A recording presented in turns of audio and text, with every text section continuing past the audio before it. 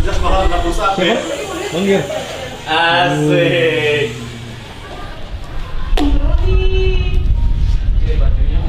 Coba. Gaya ngentot anjing. Yuk, gas. Ini apa? Ada deh. Waduh, halo.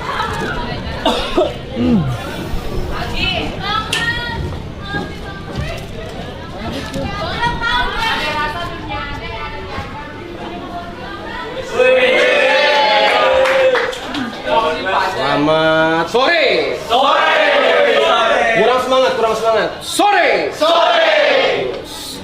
Kalian tidak perlu tahu Bapak akan membawakan pelajaran apa dan siapa nama Bapak. Tapi di sini Bapak akan membawakan pelajaran sejarah. Lagi nggak pernah masak-masakan aja. Bos, ini sejarah penting. Sejarah kayak. Ya. Kenapa tadi Bapak meminta kalian untuk bersemangat dalam menjawab?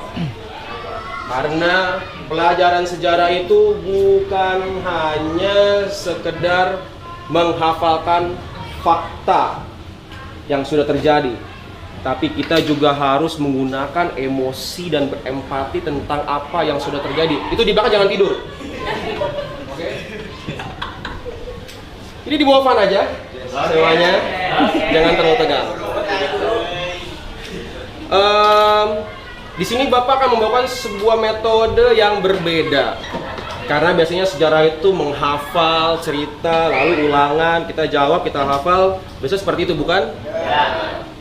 Di sini Bapak akan mengutip satu kisah yang terjadi dan bagian sejarah Indonesia, yaitu tanam paksa pada penjajahan Belanda. Ada yang pernah tahu? Tahu. Apa istilahnya tanam paksa? Kalau tahu. Paksain. Istilahnya itu adalah bukan, itu Jepang. Istilahnya adalah kultur stelsel. Pernah dengar?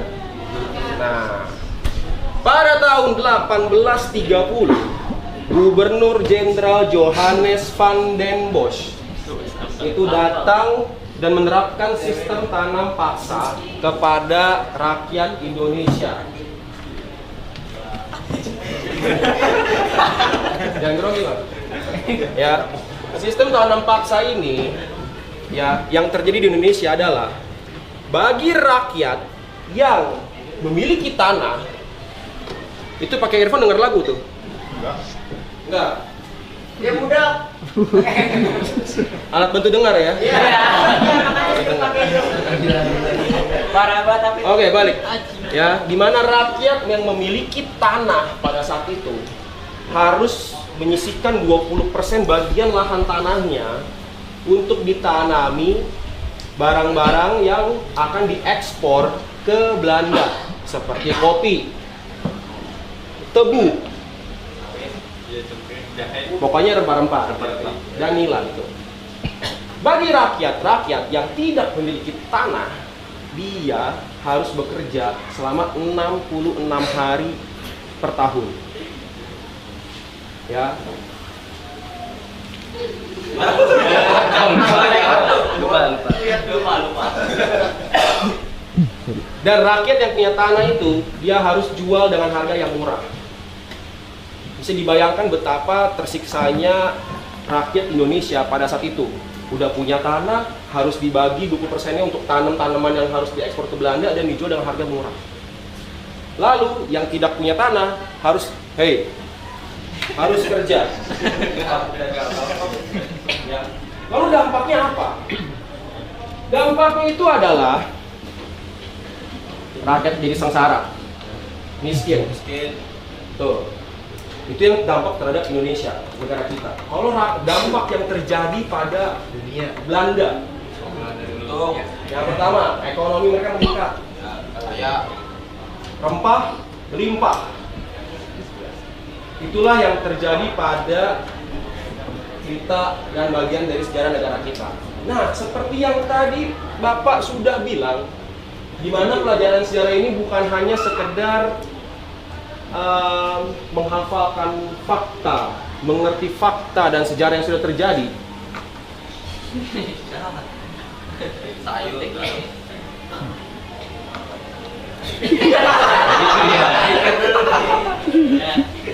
Tapi di sini kita melibatkan emosi dan harus belajar untuk berempati dengan sesuatu yang sedang terjadi. Oke, dengan teman-teman di sini siapa yang di sini pandai bermain peran? Role play. Siapa nih? Petra. Pokoknya anak teater kan? Anak teater? Ya, nih Petra. Gua sih gua nggak bisa. Sini. Iya sih, Irfan ya.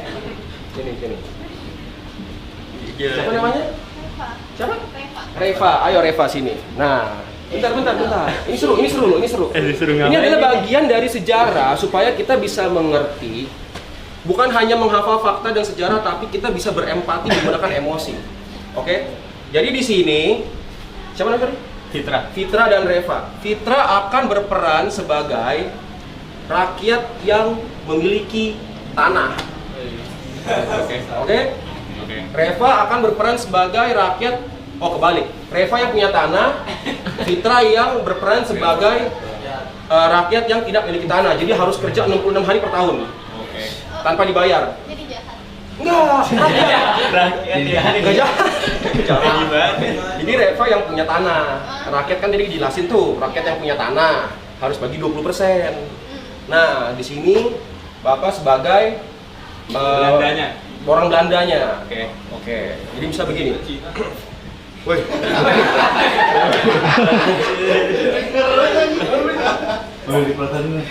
Wasyang. Gini. Bermoke. Gini, bahasa gini. Gimana? Itu bahasa Belanda. Serius? Artinya good morning. Apa?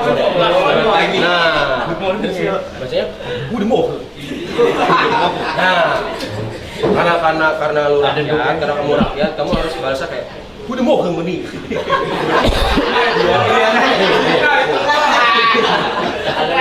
Good morning meni.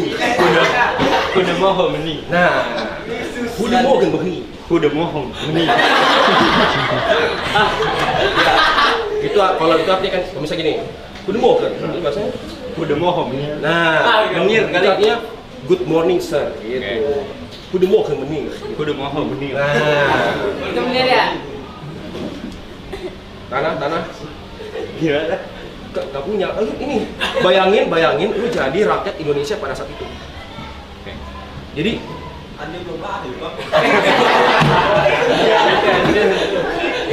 ini yang salah. Ini kita harus bisa membayangkan supaya menggunakan emosi dan berempati tentang fakta sejarah yang sudah terjadi. Bayangin kalau sekarang itu di masa lalu, sekarang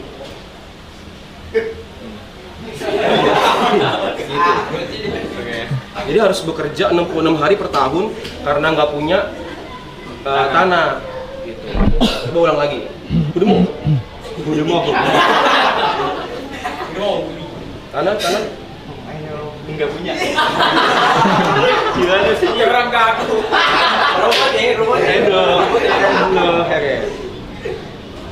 Kerja. Harus kerja. Kamu sepatu. Siap. Lu mesti yang kayak ampun Pak. Gitu ya. Jangan gitu. Ayo bukan ya. Aduh aja. Ya, ini role play, ini simulasi. Ini cuma simulasi supaya kita bisa mengerti sejarah itu, bukan hanya sekedar menghafal fakta, tapi bisa merasakan apa yang terjadi pada saat itu gitu. Kerja. Ampun Tuan, aku tidak punya Tuan, tidak punya tanah.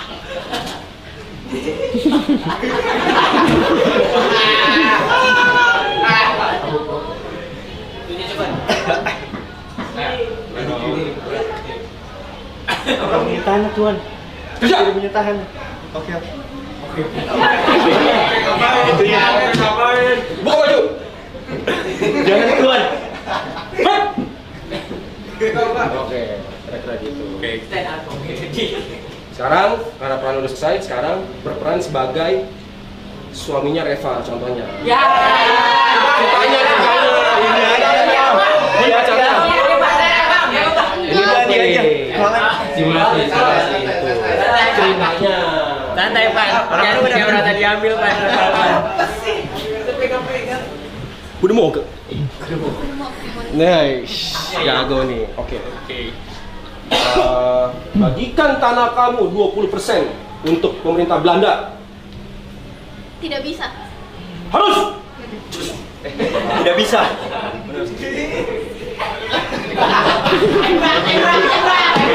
Masih gini dong. Kita nggak punya tanah Tuhan. Kita tanahnya sedikit banget Tuhan. Kalian harus patuh. Tapi nanti kita makan apa Tuhan? Kalian masih punya 80% dari tanah kalian. 20%-nya harus dikasih ke kita. Kurang. Harus. Nggak bisa Tuhan. Kasih atau Gimana, mati. Tuhan? Berlutut, mohon dong. Ya Tuhan ampun Tuhan. Jangan Tuhan. Jangan Tuhan, ini tanah kita satu-satunya Tuhan. 80% kurang Tuhan. Banyak tanah kamu. Mati dong. Mati. Mati. Ya, kira-kira seperti itu. Oke. Ya, ada. Jadi gini guys ya. Terkadang pelajaran sejarah, udah, terima kasih. Kadang pelajaran sejarah itu terkadang membosankan dan nggak seru gitu. Karena kayak aduh boring gitu. Tapi kalau misalnya kita bisa membawa dengan metode belajar yang oke, yang seru, itu akan jadi sebuah cerita yang bisa masuk ke otak kita gitu. Sekarang Bapak punya pertanyaan berhadiah nih. Apa tuh? Tentang apa yang sudah dijelaskan tadi. Nah, kalau yang benar-benar menyimak akan mendapatkan hadiah spesial nih. Pertanyaannya, kalau yang tahu langsung gitu ya. Tahun berapa Gubernur Jenderal Van den Bosch menerapkan tanam paksa? 1830. Jadi, salah satu contoh ketika sudah belajar menggunakan metode seperti ini langsung cepat tanggap. Ada hadiahnya, sebentar. Ya ulangin. Ini. Oh.